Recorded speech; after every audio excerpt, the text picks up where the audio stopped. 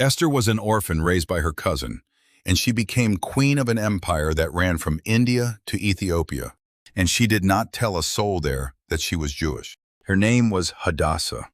Her family were Jews living in Persia. Her father and mother were dead, and her cousin Mordecai raised her as his own. It began with a different woman.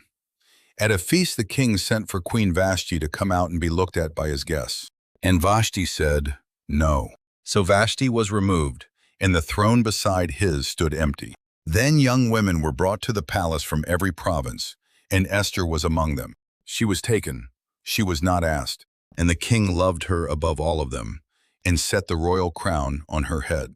Mordecai had told her to say nothing about who her people were, and she said nothing. Mordecai sat at the king's gate, and he found out that 2 of the doorkeepers were planning to kill the king.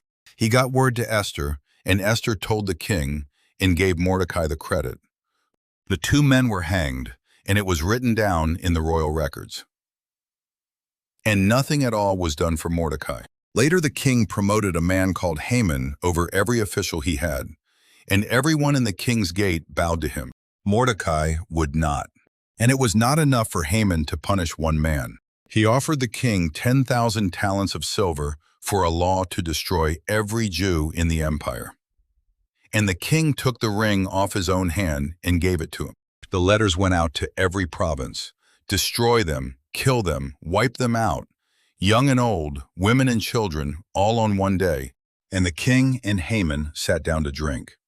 And the city of Shushan was bewildered. Mordecai tore his clothes, put on sackcloth and ashes, and went out into the city, crying out loud and bitter. Then he sent Esther a copy of the law and told her to beg the king for her people. And she sent an answer back. Anyone who goes in to the king uncalled is put to death, unless he holds out the golden scepter. And he had not sent for her in 30 days. Do not imagine that you will escape, Mordecai answered, just because you live in his house. And who knows whether you came to the throne for a time exactly like this one. And Esther sent back, "Gather every Jew in the city and fast for me, 3 days, night and day. Then I will go into the king, which is against the law. And if I perish, I perish."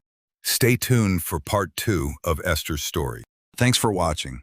Follow along for the next story.